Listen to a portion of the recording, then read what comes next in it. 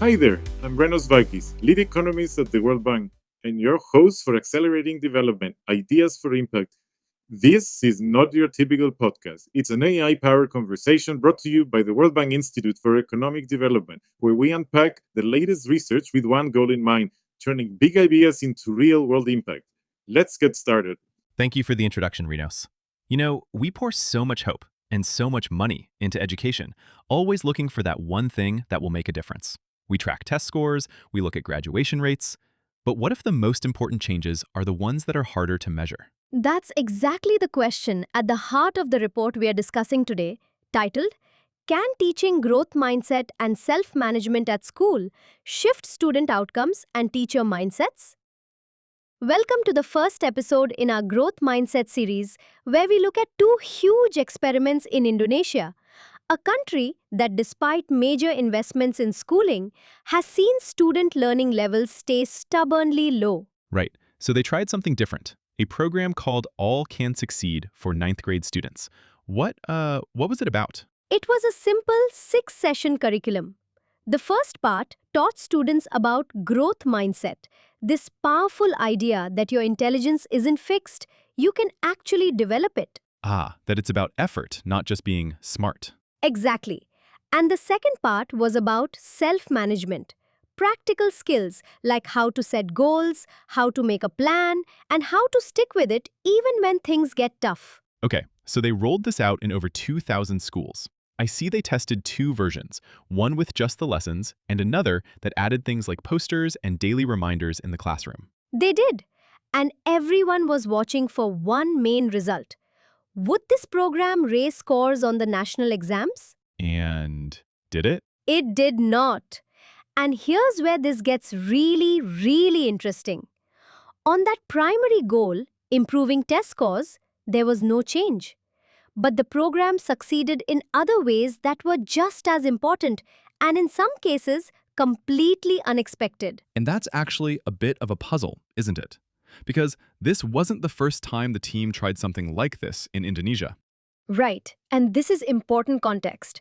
A few years earlier, the team ran a large-scale experiment with also over 2,000 schools that taught growth mindset only, no self-management, over just 2 sessions. And that one did move the needle on national exam scores, with the biggest gains in lower achieving regions like Sumatra.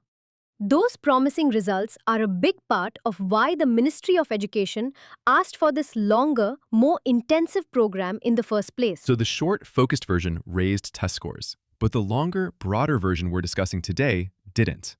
That's counterintuitive. More should be better, shouldn't it?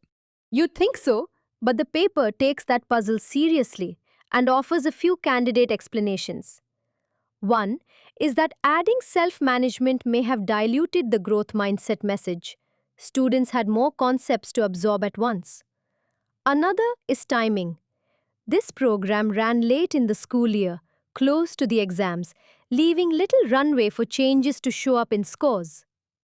And a third is that teachers delivered it with detailed materials but no formal training or coaching. I'd add one caution. The two studies use different designs, so this isn't a clean head-to-head. And the authors themselves flag a proper same district comparison as future work. But the takeaway for program design is real. When it comes to these interventions, more isn't automatically better. Focus and timing may matter more than breadth. Okay, that's a fantastic twist. So if it wasn't test scores, what did change in the second intervention? Let's get into that first major takeaway. The program fundamentally shifted the learning environment. It changed how students thought about their own abilities. We saw a small but meaningful increase in their belief that putting in more effort could actually make them more capable. So they started believing in the power of hard work. Yes, and they felt that change in the classroom around them. Students reported that their teachers and even their classmates seemed to value hard work and learning from mistakes more than before. This is growth mindset behavior exemplified. It created a more positive atmosphere. And did that change how they actually studied? It did.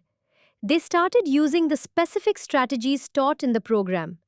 Things like making a to-do list for their homework and actually sticking to it, or planning a small reward for finishing a tough assignment. Ah, that connects the dots for me. It wasn't just an idea. It became a habit. And this is the part I love. These positive effects were strongest for the most disadvantaged students. Okay, tell me more about that. In schools that started out with lower than average national test scores, the impact was much more powerful. The students' belief in effort saw a really robust jump. The positive shift in the classroom climate was also much stronger there. So it worked best where it was needed most. Precisely.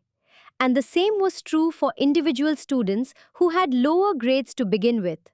The program really resonated with them. There's even evidence suggesting it had a bigger impact on students from households with fewer economic resources. I want to be careful here, though. How solid are these subgroup results?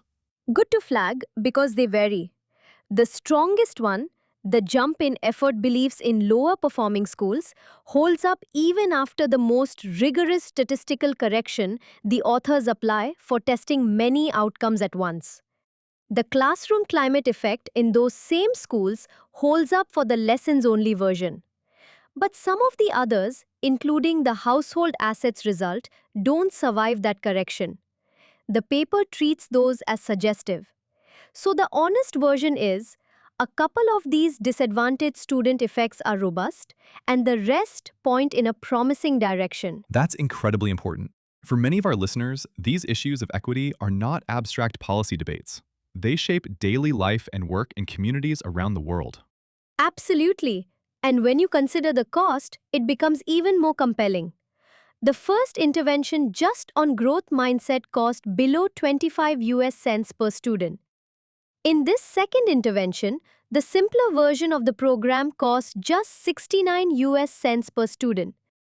The one with the extra classroom materials was just under $1.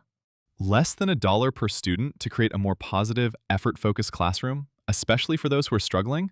That's actually kind of remarkable. It is. But that wasn't even the biggest surprise.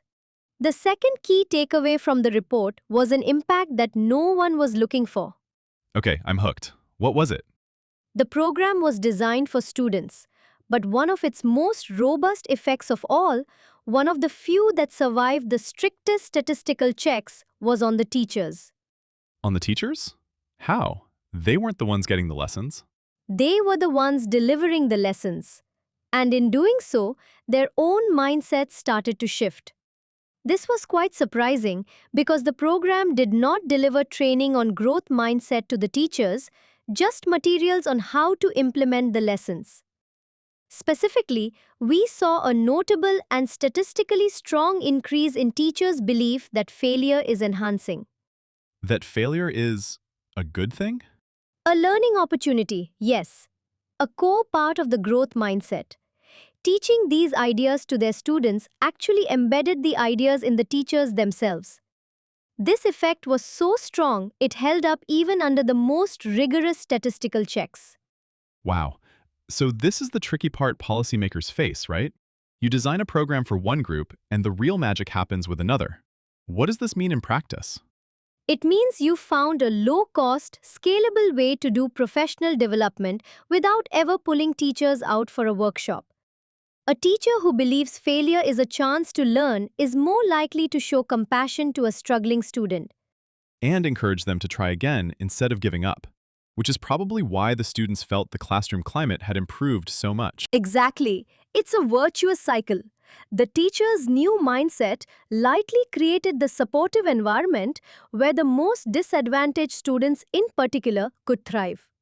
Some of our audience working in government or development may recognize how difficult and expensive it is to achieve that kind of shift.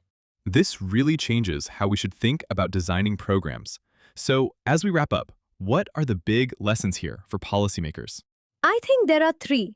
First, we have to look beyond just test scores. Valuable, positive change can happen in the classroom environment and in student beliefs even if it doesn't immediately show up on a standardized test. The most dependable findings here are the teacher mindset shift and the effort belief gains in the lowest performing schools. That's a meaningful story. And the second? Be open to indirect effects. Sometimes, the most powerful way to influence a school's culture is not the most direct route. Here, a student program turned out to be a fantastic tool for shifting teacher mindsets. And finally, the focus on equity. Yes, for less than $1, this program delivered its greatest benefits to the students who needed them most.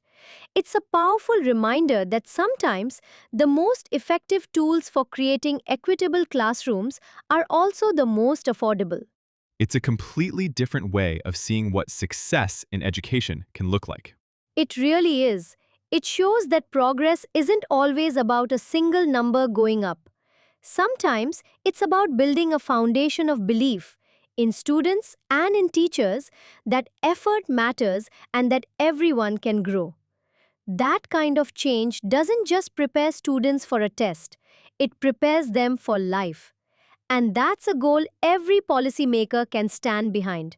Over to you, Renos. Thank you for joining us. You can find the full report on our website. Just follow the link in the description.